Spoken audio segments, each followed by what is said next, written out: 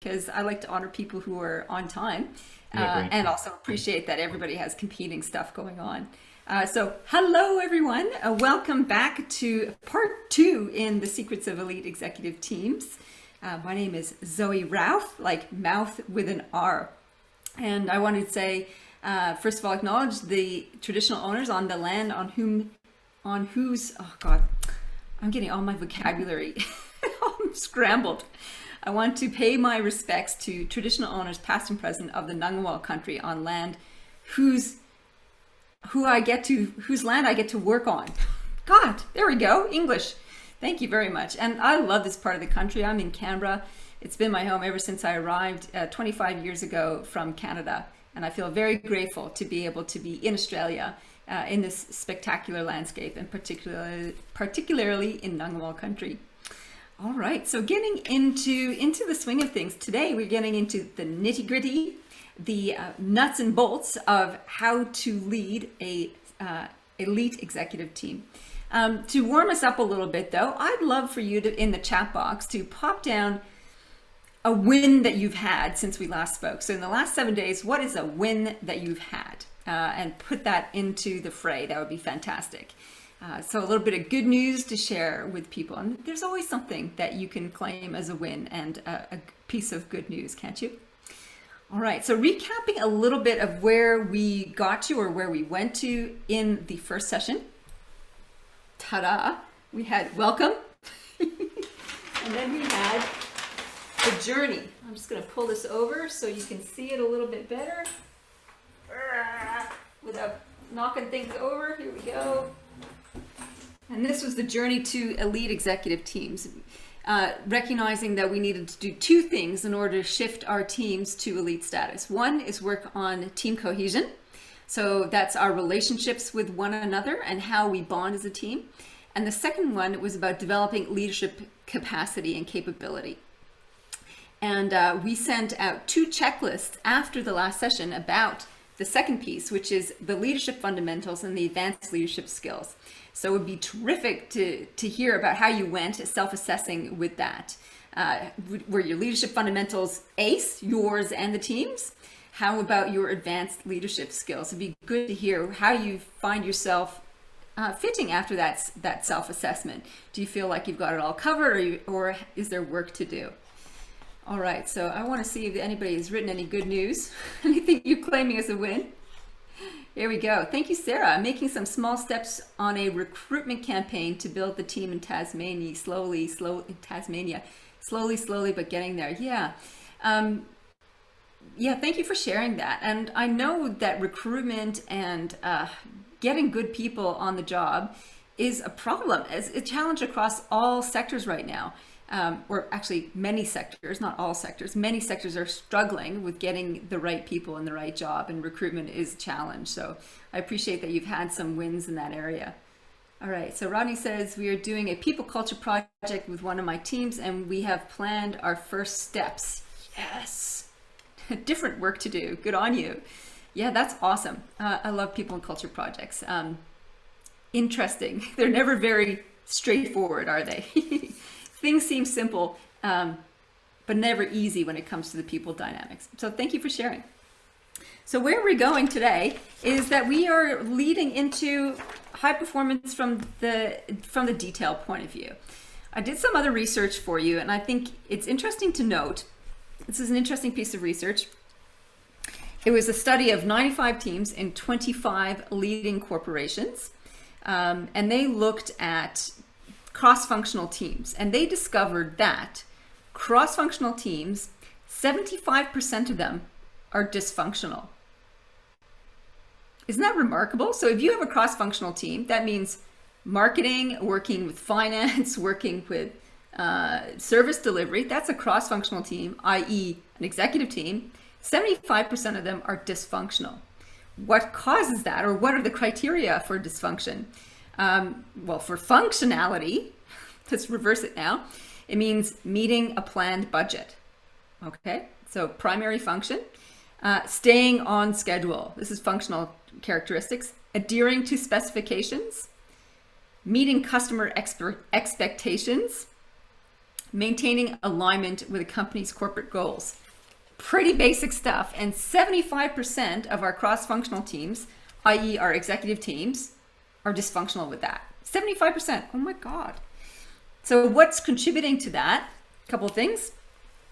Unclear governance, so a bit of structure stuff. A lack of accountability, so a free-for-all on stuff. And goals that are not specific enough. So let's just, do stuff and not being specific.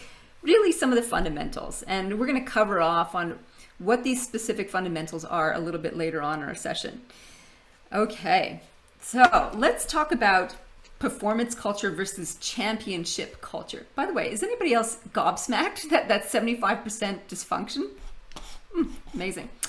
All right, so there's a couple things I want to share with you. And when we're talking about elite executive teams, I think we need to be careful not to confuse a championship mindset with a performance mindset. There is a little bit of a distinction, and I think we need to explore the nuance of that. So I'm just going to share a couple things with you here. Yay.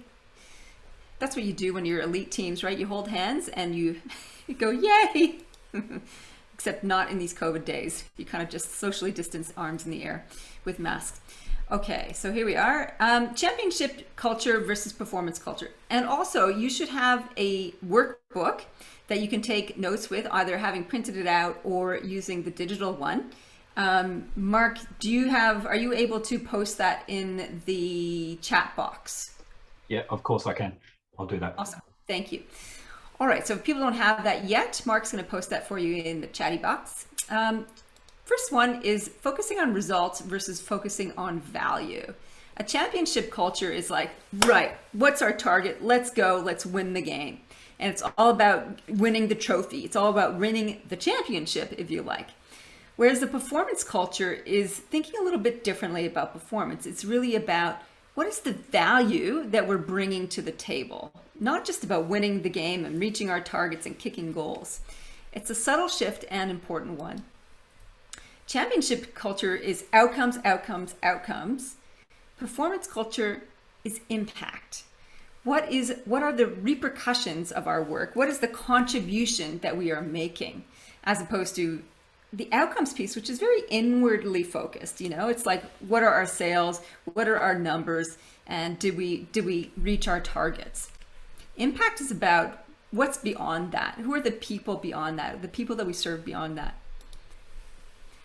Championship is about the end. Performance is about the means. How do we get there is as important as getting there. And lastly, the championship culture is self-orientation. It's really introspective and focused on how we are doing as a team, what we are actually doing. And performance is others orientation. I think there might be one more. Yeah, here we go. The championship culture is about winning, and the performance culture is about progress.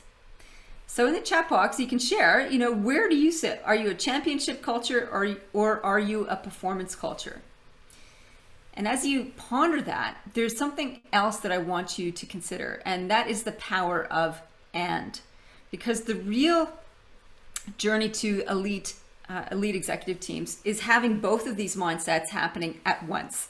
We don't want to throw everything that's good about championship culture out the window, because it brings this energy of competition. It brings the energy of engagement and passion, and enthusiasm and drive, like all that's super important.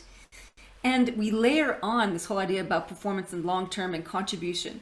So those two things are not actually at odds with each other. They actually are complementary. So we don't want to have just a championship culture. We want to have championship and performance. So the downsides of the championship culture get mitigated by including a performance culture as well. So it's about results and value. It's about outcomes and impact, about the end and the means, self-orientation as well as others, win and progress. So this is a really key concept, and it's something that would be good for you to explore with your team to see where you're sitting. If you've got too much leaning towards championship culture, some of the consequences of that can lead to burnout, can lead to derailment of mission. It can lead to, in some cases, unethical behavior because it's all about the end. And we need to temper that. We need to temper that by thinking about the people that we impact on. And from a morale point of view, also, I think it's also important that we consider the performance piece, you know, the contribution, the people that we're serving. And it tempers this winning energy. It tempers it back to the reason why we're doing all this. All right. So I want to just check the chatty box to see what people have said about that. 75, Marie says 75%. I know, 75% dysfunction. So the question I had for you in the chat box is, are you championship, are you performance, or are you both? You can put C for champion, P for performance, and B for both. This is my impromptu survey of where you're sitting with your particular mindset. Thank you, Mark, for prompting the little prompt there. Performance, yeah. So this is the thing. Thank you, Kay Dendel. When you are sitting in performance, the opportunity is to expand, and the expansive to include a. Oh no, you are performance. Nah, I'm getting confused. If you are sitting in championship, there's an opportunity to expand into performance, and if you're sitting solely in performance, remember to temper it with pragmatics, which is what the championship mindset brings. Linda says, I refer to it as the what and how of work. What we get done is just as important as how we get there. Yes, absolutely. Great. Great motto, great insight. Championship hoping for more P. Yep, great. That's great, Rodney. Thank you. Megan, sorry, I'm not sure which way we pronounce your name. I have a performance mindset, but I have a senior manager who is championship, which can make things tricky. Yeah, so if you have somebody on your team who's all about winning, then the important thing to do is not to make them wrong. The important thing is to help them see how a performance mindset can add to the experience of being having a championship mindset. So it's like yes and, it's not yes but. So I think that's a really important distinction to bring to your language when you're talking about these things. Okay, Patricia says performance culture within the team and championship externally. Oh, interesting. Deborah says, I'm a team of one as a sole worker. A win this week is beginning to develop progress collaborative frameworks 2021. Very good. And it's so important to collaborate if you're a solo operator. Me having been a solo operator for a long time, it's great to work in partnership with others to bring your work to life and to help make a bigger contribution to more people. That's the impact piece. All right, so thank you everybody for sharing that. I want to share with you now 10 criteria for getting your team into group flow. So this is like when you're actually in peak performance, what is happening? How do you get there? And flow is that state where we're in complete concentration, when we are very creative and we are increasing productivity exponentially. We can do that as individual operators, and we can do that as a collective team. And as elite executive teams, do that exceptionally well. There's some really fabulous work by Keith Sawyer, and I'll share his book in just a second, that talks about the 10 different aspects of teams that can get into group flow. And group flow is when we are together and we are finishing each other's sentences in a seamless kind of way, or challenging each other, and we're playing the yes and game in terms of idea building, idea generating. We can challenge ideas without challenging each other. That it's the ideas that need rigorous testing and expanding and so on. And when we can get into that state where we can throw everything on the table, we can get in there, roll our sleeves up and get nitty gritty and down in the mud of generating new ideas and creating a really fantastic vision and accelerating our performance with new ideas. This is group flow. And Keith Sawyer's research says it occurs quite often when people are in conversation with one another, whether it's two people together or a group. So that idea of riffing on each other's ideas and contributing to something bigger than what you could do on your own is an amazing state to be in. And you know, if you've ever been doing something, it could be a creative pursuit, it could be a work pursuit, it could be a presentation that you're doing, you're talking passionately about an interest that you have, and you lose that sense of self-identity. You get so absorbed in the topic and what you're doing and saying and feeling and experiencing. It could be surfing, it could be sailing, it could be running, it could be a physical thing like that, or it could be even in reading. When you're just immersed, you lose this sense of time. Time dilates to a different dimension. You look up, 3 hours have passed, it feels like moments. That is flow. It's awesome. What happens to you biochemically when you're in flow is that when you first get into it, you get these little twitches of dopamine, which is a feel-good neurochemical. We get it when we tick things off our to-do list. We get it when we find things that we've thought we've lost. We get it when we discover things. That's why email is so addictive. The dopamine hooks are right there. It's like, whoa, what's in the email surprise box today? And it hooks dopamine, dopamine, dopamine. Every time we open up, have we won the email lottery today? Wouldn't it be good to win the lottery through email? It never happens, but our brain thinks it is. It's like, ooh, it's like little dopamine pellets in there. So that's why email is so addictive. That's why social media is so addictive. So the dopamine gets hooked. The norepinephrine gets hooked. That's another positive biochemical which gets intrigued by a problem, by an idea. So we start to get these juicy biochemicals flooding our body. And then as we get deeper into problem solving, we get this surge of these other amazing biochemicals that make us feel like superhuman. And that's Anandamide. And that helps us make connections between ideas. So when we start to say, yeah, that was like that. And how about this? Those creative ideas, that's Anandamide, making the connections in our brain fire up. And as we work through the flow state, towards the end of it, we get to feel like, oh, this was amazing. So we have that feel-good biochemical of serotonin. And that wash of serotonin feels so amazing. It's our well-being biochemical. And then we have at the end oxytocin, which you probably know is the trust biochemical. When we feel safe and secure and intimate with people, that's the oxytocin. So we can get all this huge cocktail of positive feel-goods through our work, either individually, you can go through that whole process on our own, and with teams. And elite teams know how to get into that state so they can leverage that state, feel amazing with each other, and leave a meeting or a conversation going empowered and energized by the exchange. Whew! Let's tap some of that. It increases creativity through the roof. I think Stephen Kotler's research shows that getting into the flow state increases creativity by some crazy amount, like 500%, not exaggeration, 500%, and productivity by upwards of 300%. So if we could get into that state more often, individually and collectively, we would get heaps more done more easily and feel amazing doing it. Okay, so let's talk about what we need to set up as a team to get into this group flow experience. And I'm going to share one slide at a time. So you're going to do a little self-assessment for yourself as we go through these. And I think there's a little self-assessment in your workbooks around this about how many of these you have in place for your team. And then we'll share the result in the chat box afterwards. Okay. All right, here we go. Group Genius is the book I mentioned by Keith Sawyer.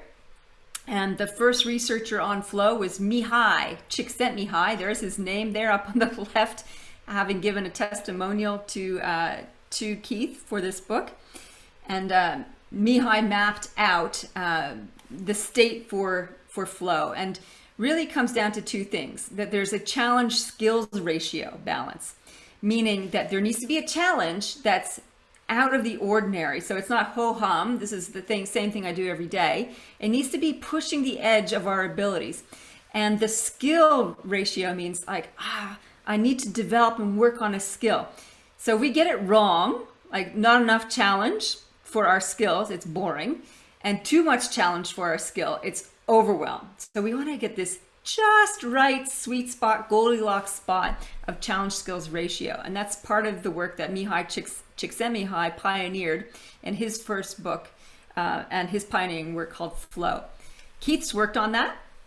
And this quote says, the most common place that people experience flow was in conversation with others. There you go. People do have a purpose for one another. So without further ado, let's go through this little quiz. First one is that the goal is problem solving and generating ideas. So one of the conditions that we need to get into that hyper productive creative state is having a problem to solve in order to generate ideas. Okay, if we don't get this in a let's report on what's happening meeting, that does not promote group flow. That promotes boring. So we need to be working on a problem. The next one is to practice deep listening. And I point to the work of my colleague, Oscar Trimboli, who has his first book out called Deep Listening. He's working on his second book right now. And this is the art and practice of really paying attention to the message, not just what's being said, the whole kit and caboodle of the message. What's the subtext? What's the meaning behind it?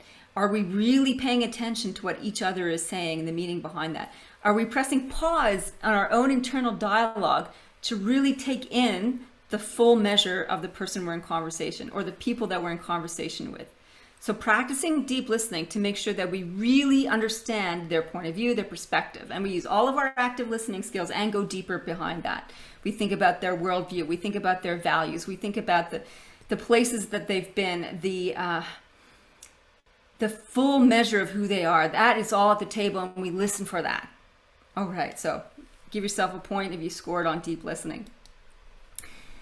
We have complete concentration. So that means no things like this in meetings going pa-ting, pa-ting, pa-ting, and people off checking it. And it's amazing because of the dopamine thing. People break in conversation, they've got that thing in their face and they're checking because they want that little bit of stimulation dopamine hit. We need to practice destimulation and get stimulated in a different way. All right, I'll just carry on because that just did not sound right. Take your phones out of the picture. We want to be in deep concentration, not having interruptions, etc. This goes for our own work as well as the group work. Number 4, we have control. We have autonomy, competency, and relatedness. So Daniel Pink did some work in his book called Drive about what makes good work. And he discovered that having a sense of purpose is a huge contributor to that. And he discovered that mastery is the second one. So being able to develop our skills to a masterful level. And the third one was autonomy, the ability to make decisions for ourselves. So in Keith's work, he's identified autonomy, he's identified competence, being able to develop those skills, and relatedness, which is that sense of connection, that sense of belonging, that sense of trust and cohesion in the group. So that developing on that team bonding piece, the group cohesion piece from the first webinar that we did, is pretty critical for setting us up well for group flow. An extra piece of research that I did with, or that I read about, O.C. Tanner did a few years ago, 2016, I believe it was, and they discovered in their research that on top of all these things, one of the primary pieces that puts good work in place is recognition. Recognition, saying, hey, you know what, Mark, that was amazing what you did today. I really appreciate the way that you were all across all the detail with all the participants, the way that you set up things, the way that you complimented my work in the chat box to keep the conversation going and get resources up there. Thank you so much. So doing a little piece like that, good job. That sense of recognition piece, that's the one that turbocharges engagement. Extra tip. All right, number 5. We have a sense of group ego. We identify as more than individuals at the table. And it's more than just the sum of its parts. It feels like we are part of something bigger than ourselves. We are part of an entity that has purpose, that has contribution, that we are the executive team, the management team, the leadership team, the A team, as I have one of my leadership teams call themselves, or whatever it is. That sense of we're part of something, that identity piece, it's a primal thing. As social creatures, we've evolved to want to belong to something. Sports teams know this. You think about the most successful teams, the sense of identity that comes from being, let's say, an All Black is huge. It's huge. It's not just about being a player, a high-performing player. It's being part of this movement, this entity, this being of its own. And when we can create that with our executive team, it kind of sucks people into the vortex of contribution. All right, number 6. Controversial one. We have equal skill levels. What does this actually mean? Does it mean that we have the same skills? It means that we're kind of at a similar level of experience and expertise. This goes against the grain, or contradicts, I should say, a lot of the work that's been talking about diversity and inclusion teams in one regard. Diversity of perspective is critical. So it's really important to have different points of view, different experiences, and different backgrounds around the table. For the purposes of getting into group flow, if you have a beginner at something at the same table as the rest of the group that have years of experience, it's clunky. It's clunky because the beginner is scrambling to keep up with the conversation, is scrambling to understand context, and it slows the group flow process down because the others have to bring them up to speed in terms of helping them to understand point of view, helping them to understand systems thinking, as an example from a leadership point of view. So you can think about it this way, right? So analogy to the Navy SEALs. The Navy SEALs work in teams of 6, and the reason that they are so successful as teams is because they work extremely hard on their own skill development, and they know all their own skills, and they're aware of the skill level of everybody else. They have immense trust for one another because they know there is a baseline, a specific baseline skill that each of them is able to fill the gap if there's a leadership void. They know that each of them will jump literally on the grenade if they need to save the rest. They know that each other knows all the mission. So if any one of those is missing, it puts a kink in the group flow. It puts a kink in what's called the hive mind, where we operate into a different state of being. We're so hyper aware of each other. If we're having to educate someone to get up to speed, it just puts a chink in the armor. So does that mean you shouldn't have inexperienced people at the table? No, it does not mean that. It means that it's going to take a little bit more time and effort to get people into group flow because of that piece of educating and helping people rise to a common understanding. So yeah, this is a tricky one. And important to know when we're talking about it from a flow point of view, not from other aspects of team development and team profile. All right, so this also relates to the Navy SEALs analogy, that we're familiar with how each of us operates. We're so in tune that we know that, for example, that when Frank shows up at a meeting and he chews on his pen, we know that that means he is not bored, he's actually deeply focused. We know that when Susan speaks over the top of people, it's not that she's being rude, it means that she's caught up in her idea and she just needs a signal to say, slow down, let us all catch up. And we know that George needs preparation time and a detailed agenda so that he can come to the table fully prepared, unlike Sylvia, who loves to riff like this, doing impromptu thinking. So when we are familiar with how each other operates, we can make seamless accommodations. We get rid of the narrative of judgment about how each is operating because we have an understanding of who they are and how they got to be that way and how their difference makes a difference. This is particularly important in neurodiverse people, for example, is to have an appreciation of how people see and perceive and experience the world and to be able to acknowledge that and make room for all of that. Okay, that's number 7. Number 8, communication. We are rigorous with our feedback and have frequent conversations. And when we are at elite team level, we embrace the feedback, we expect it, we seek it, because it helps us to understand ourselves better and helps us to improve. So that is the healthy form of getting into flow as a group. Okay, number 9, we use yes and. So I've talked about that already. It's like we don't negate any idea, we build and contribute and add on. We used to play this game at summer camp. It was called The Machine, and that game reminds me of this concept. And the idea is, one at a time, we get a person up and we get them to do a gesture and a noise, like, anything will do. Boop, boop, boop. And their job was just to do that noise and that gesture for the whole length of the game, 5 minutes or something. And then we brought somebody else and we told them, okay, you need to be in contact with that person and do your own gesture and noise. And so you might have person number 1 doing boop, boop, person number 2 grabbing their elbow and doing this, whatever. And then so you had like 20 people doing all these random noises and so on. And it creates this beautiful sculpture. And nothing is wrong. Everything gets added. And this is kind of like this. It's yes and. It's like, yeah, you can do your own little movement and gesture and somebody adds something and makes it even better. All right. And the last one is we take risks and we feel safe to fail.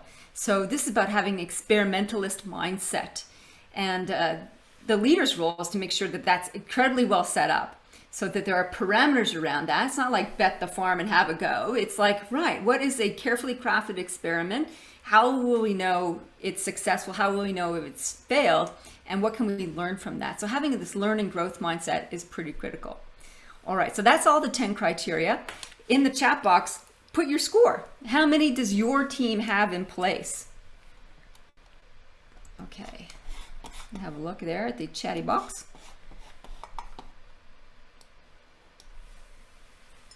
Okay, looking for scores out of 10. Okay. Thank you, Deborah. We got a 5.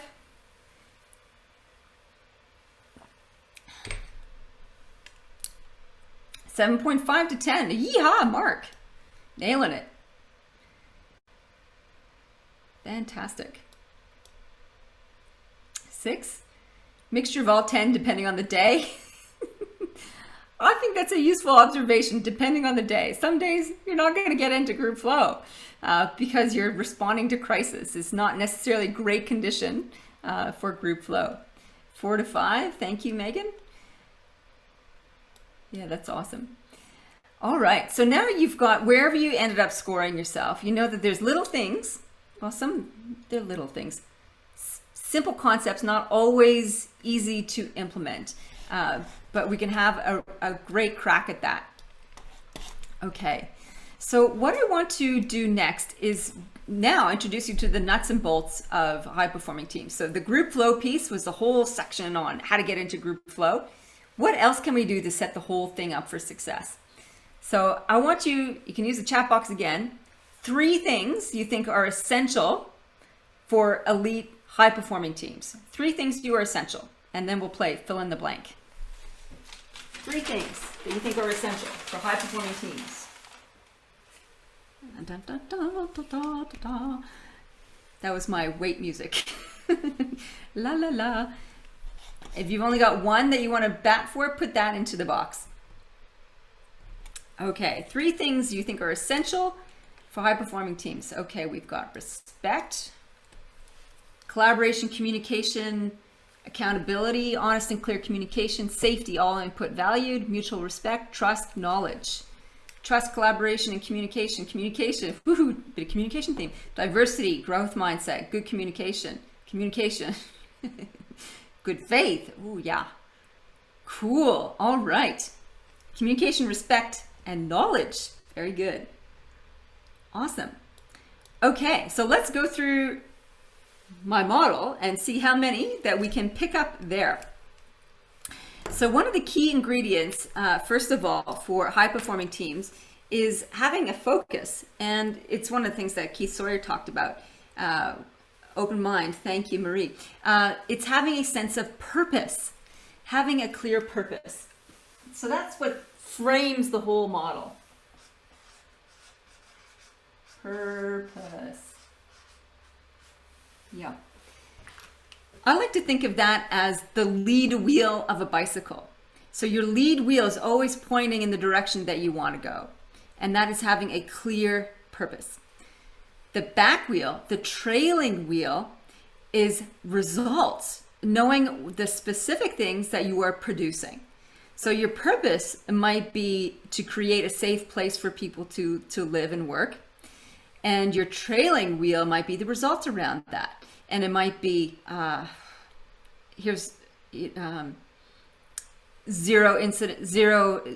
people are harmed at work. That might be one of your results. It might be people feel safe in their homes. It might be that people feel respected in their homes. So those are your results, which is a little bit different than purpose. So results is your trailing wheel here.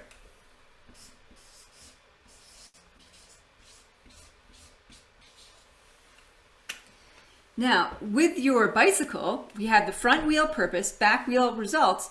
The gears in the middle are what keep the whole thing cranking over. So some of the things that you mentioned will show up in these gears, these circles in the middle. The first one is structure. That's actually quite a hard word to say. Maybe easier in Australian. Structure. Nah, didn't sound very good coming out of a Canadian mouth. Structure, structure.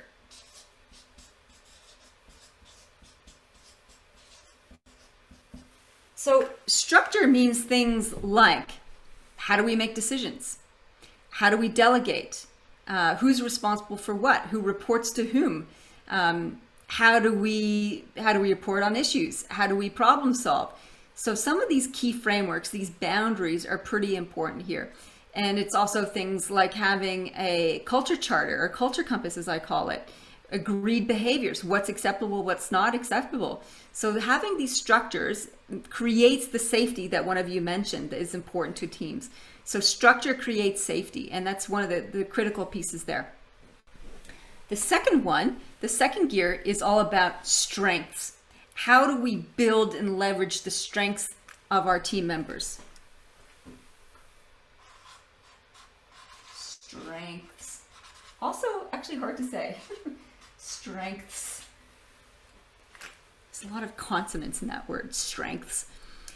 So this alludes to, also correlates to what Keith Sawyer said about knowing each other's, how we operate. When we know each other's strengths, we can build and emphasize and use those to our best of our ability.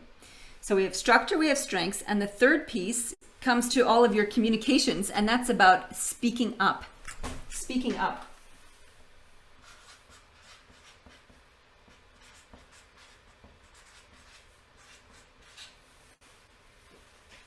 This is when we as leaders have created an atmosphere, a context where people feel safe to speak up, that they can share their ideas, that they can challenge the status quo, they can challenge ideas.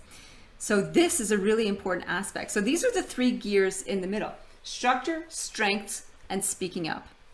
Now, what happens as a result of doing these well is really interesting. I don't have another color here. I'll keep with blue.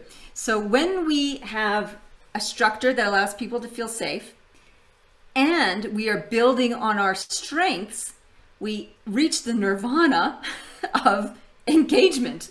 So if you're trying to build employee engagement, you can start here. Purpose, results, structure, and strengths. So here we have engagement. Engagement. It's a byproduct of having these two other things in place.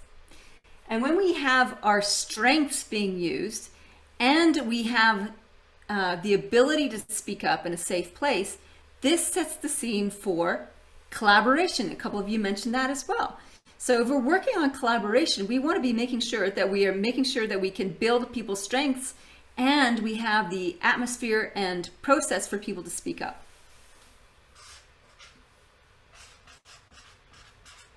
Collaboration. So our third intersection is when we are able to speak up, challenge ideas. We're not afraid that people are going to steal our ideas or take credit for them, and that we're contributing to a whole. And there's a really solid structure in place that we can process that and analyze it and play around with it. This leads to innovation. Oh, is that going to fit? Innovation. Here we go. Innovation. Yeah. So now we're talking high performance, right? So structure, strengths, and speaking up, fundamentals, spin them together, and all of a sudden you have engaged people showing up. They want to work with each other, and they're innovative because they're starting to get into this group flow creative experience. Now, at the middle of the whole thing, we have trust. It's not a driver, it's a byproduct. So when people say we need to build trust in our team, you're working on the wrong thing. Because what you want to be doing is making sure you have your bicycle set up. You have a clear purpose, you know what results you're producing, your structure is really strong and clear, strengths are being boosted, people are able to speak up, then you're starting to get the energy happening of engagement and collaboration and innovation. And the experience of that bicycle riding is that people are having repeated positive experiences, and that you as a leader have shown up and you've kept true to your word, you've delivered on what you promised, and these types of experience start to feed the oxytocin of trust. So trust and oxytocin start to come together as a result of this. So don't work on trust, work on these other things, and the trust will come as a result of that. All right, so what we're going to do in the follow-up of this session is send you a huge checklist about the even greater detail of what you can do for purpose, results, structure, strengths, and speaking up, so that you can self-assess with your team about where you need to actually put some things in place. And that'll give you some tips on how you can nudge that score or that bicycle forward more easily. So this is the nitty-gritty of elite team performance. It's fundamentals, right? But when in combination, when you're working them, like a lot of leaders know this already, but they don't necessarily have a rigorous attention to it. And so as leaders, we want to guide our teams and to provide that intentional structure for them. Oh, okay, so Megan says, can I expand on strengths, please? Okay, so there's a number of different ways to look at strengths. You can actually use a profile called the Strengths Finder online. I prefer to use a different profiling instrument to identify strengths. And actually this comes to what I was going to cover a little bit later. Let me just pull that up now. Yeah, how do you identify team strengths? You can use different profiling instruments to get a handle on what people are good at and what they are suited to. I like to use a couple of them. One of them is DISC. It's one of the earlier behavior profiling tools. I like it because it's not a personality tool. Personalities are kind of like your hard wiring, and behavior preference are kind of like your software. And you can adapt your behavior. And so DISC, what it does is shows you how you like to operate at work. Like, what's your tendency and preference? Are you a detail person? Are you a big picture, energy deciding driver type of person? Are you a sociable person? Are you great in groups? Are you a high energy creative type? Or are you prefer that one-on-one intimate relationships? So it's a model that looks at the balance between task and team, as well as fast and slow pace. Those are the kind of dividers in the quadrant model that it offers. And it shows what kind of pace people like to work at, whether they like to focus on task or whether they prefer to focus on team. For me personally, I'm a fast-paced team person, which is why I'm well suited to doing this kind of people development training, right? It's like, yes, bring me humans together. Even virtually is all good and high energy. Whereas somebody else might be slower paced, liking to focus on detailed task oriented things.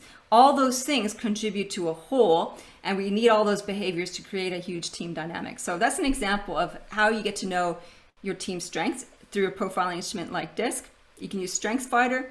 I also use values profiling to give me an insight into the scope of people's values. What stage of valuing are they at? Because we value different things and we expand our scope of what we can value and appreciate as we mature and extend our knowledge and experience of the world. I use that one, and I use a third one called the Leadership Maturity Profile, which gives me an insight into people's worldviews, where they're sitting in terms of their sense of self, how they see the world, and how they act in the world. So these are all maps of the territory of human abilities. So that's what I mean when I talk about strengths. It might be a particular talent that they have. Another way to discover people's strengths is actually ask them. And if you want to find out about your own strengths, you can actually ask people, what is something that you've seen me do that I seem to do naturally that I wouldn't even know is a strength that you think is amazing? Because often we're blind to things that we find natural and easy. So I did this with my own team. And one of the things, like in noticing in my own team, and I gave them this feedback, Louise, my business manager, one of the exceptional talents that she has is she really has a great knack of figuring out what is the perfect gift for someone. Now, in the bigger leadership scheme of things, is that a big deal? Maybe not. And yet it's a huge contributor to our team, because I know that when I ask her to get a gift for a client, that she knows exactly which nail to hit. Whereas I'd be like, I don't know. I don't do gifts very well. She does. And that is awesome. And she just goes, are you kidding me? I'm like, yeah, that's a talent. It's something that contributes in the little things to the greater scheme of things.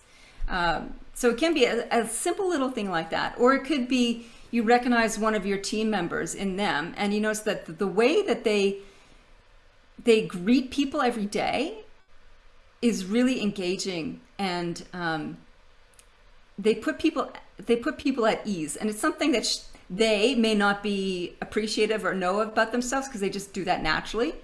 That's a natural talent. So that's two ways you can get at how you can identify strengths in people. One is to do a profiling type of thing, make it formal.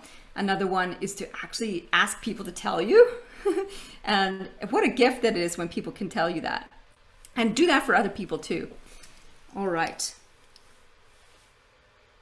Okay, another way to discover strength is actually to put people on projects. Multidisciplinary projects where they find out for themselves what they're interested in and what they can apply themselves to and what they like to figure out and contribute to. That's a longer term thing. It takes a little bit more nuance to do that. Okay, so that's about strengths. Will we be expanding on some structure? Okay. Yes, structure. This will come in your handout after the session about what specific things you can do in there. Specific tool for you is the culture compass in my third book, Loyalty. What you can do out of that without having to go buy the book is to actually probably I probably have it on my blog somewhere. Culture Compass. If you go to my blog and Google Culture Compass, I'm pretty sure I have at least a couple articles on that. One of the things you can do for structure is ground rules for your team engagements. And that's a conversation you can have with your team. What are our ground rules for our team meetings? Simple stuff that you should all have, like show up on time, show up prepared, don't talk over one another, have an agenda, that kind of stuff. Those are basic ground rules. And you can expand on that by having conversations about what you do want in your team behaviors and what you don't want, having those two columns. So I see this as a table activity. I'm doing this with a group tomorrow, actually. We talk about what we don't want in our team, things like gossip, micromanagement, all that kind of stuff. What we do want, sometimes it's the opposite of what we don't want. And then we get specific with behaviors, because people often say, we want respect, we want autonomy. And we're like, okay, what does respect actually look like for you?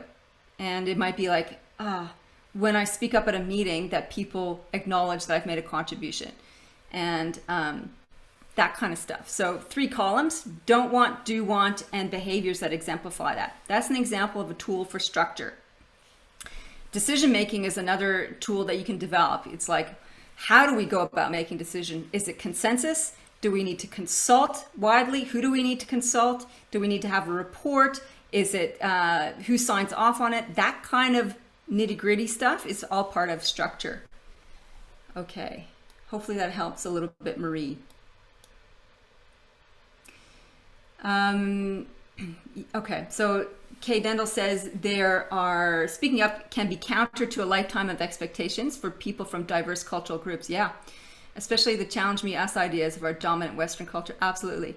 Any thoughts about promoting speak up out for these team members? So that's also about knowing who your team members are around the table and knowing how they tend to operate. There is a fabulous book that I just found amazing with helping us to understand cultural differences. It's called The Culture Map. And in this book, the author expounds on, there's about 8 different polarities, I guess, of how people experience different aspects of culture. Things like, are we direct or indirect? Australians are kind of somewhere in between. Americans, direct. Aboriginal cultures, indirect, because they are high context cultures. This is another one, low context, high context. Aboriginal cultures are high context, meaning that they have 60,000 years worth of history. So they have developed as a culture shortcuts, nuance, so that with small gestures and hardly any words spoken, they convey a lot of information. Whereas newer cultures, which is Western, i.e. white cultures in North America, for example, only have a short history, 100 to a couple hundred years. And so the white Western cultures don't have this huge legacy on which to build. So they tend to be more direct, clarifying, and so on. Really fabulous book. I really encourage you to pick that up and have a look at that piece of work. And by sharing that insight with your team also helps. So it helps us to understand why it is that Dutch people, we can experience them as Australians and Canadians as extremely blunt. And they might experience us as underhanded, not honest. So yeah, we misunderstand each other. That's fabulous. Okay. Culture Matt, thank you. Aaron Meyer. There you go, Mark, you're on it. Okay, make sure that we cover off everything I wanted to cover off for you. So let me get through the last little bits. I think we have mistakes to cover. Yeah, we do. Okay, let me share this. A couple things to keep in mind. So mistakes that people often make is that KPIs, results, going back to our bicycle, are set for individuals, not for systems. So this is all about having individual specific targets, and especially hanging remuneration off the back of that. That's a big mistake. It can drive unwanted behavior. And when we're talking about results in this bicycle map, we want to be very clear about the collective organizational results, departmental ones, and the system ones. We all have individual contributions to that, but to only do individual results is a mistake. We need to actually have both. Remuneration and bonuses are given for individual performance, not team outcomes. Again, it's a balance of both. I work sometimes with legal firms, and this is a constant conversation. How do we get people to be accountable and to not slack off is the fear if we don't give them individual budgets. So we give them individual budgets. What happens? There's no collaboration, no mentoring, no etc. So they have to work out, how do we reward individual contribution as well as create the conditions for collaboration and mentoring. And it's a polarity to manage. It's not a problem to be solved because there is a swing between the two always. No recognition for contribution. So there's that recognition piece. Again, that's super, super important. So let me set your home play for the week, should you choose to play. Go through the high performing checklist, which I'll send out to Mark just after this session, and check to see how you and your team are going. And this will give you, again, a bit more detail around each of these elements. There is a free resource on my site that you can go ahead and download. It's called How to Spot and Manage Difficult Behaviors in the Workplace. And we're going to tease out some of that in our next session, which is all about the role of you as the leader. Yeah. Okay, let me get out of here. Yeah, so we're kind of winding up. Phew, that hour always goes so quickly. So the next session, let me just talk you through, where are my notes for that sucker? Yeah, not showing up in my brain, but I know that it is all about you, the leader, and how you show up, how you operate, and how you look after yourself, and how you manage your own development and its impact on the team. And the other thing we're going to be talking about is troubleshooting. Yeah, when things go pear-shaped in your team. So what contributes to the derailment and how we can deal with that. So I'm going to wrap it up. If there's anything else that needs to be shared or asked, now is your time to unmute yourself or use the chat box to ask a question. It's been really great to be with you here again today, and I look forward to our final session next week. In the meantime, yeah, live well, lead well. Okay, motivating session. Yeah, I'm glad you feel motivated. That's awesome. Zoe, it's Megan. Just a quick question. You were talking last week around fundamentals of leadership, and I was on your website and found the sort of the different modules and the subpoints in that. Is that the sort of checklist that you're thinking we'd go to look through those fundamentals? So the two checklists that came out after last week were about leadership skills, leadership fundamentals. Yep. And there was advanced leadership skills. So those were the two. The one on the checklist that will come out with today's session is about these elements of high performing teams. I'm not sure. Did that answer your question? Yep, that's all good. Okay, great. Thank you so much. All right. Any others? Well, thank you so much for participating. It's great to have other humans to play with. I've very much been had a lot of fun being here with you. So I'll hand over to you, Mark, to wrap it all up.